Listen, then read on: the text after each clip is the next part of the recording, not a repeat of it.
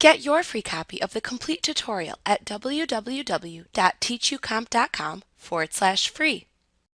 You can create liability accounts to track amounts you need to pay to someone else. If the liability is to be paid off within the year, it is another current liability.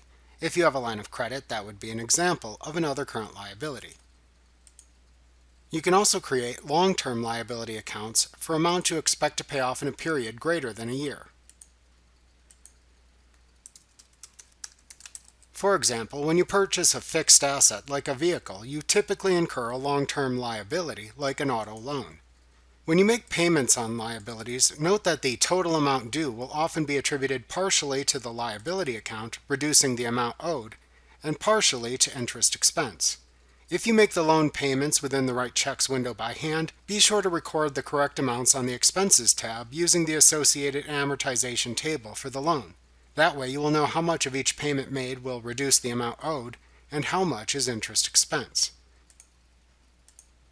Like what you see? Pick up your free copy of the complete tutorial at www.teachucomp.com/free.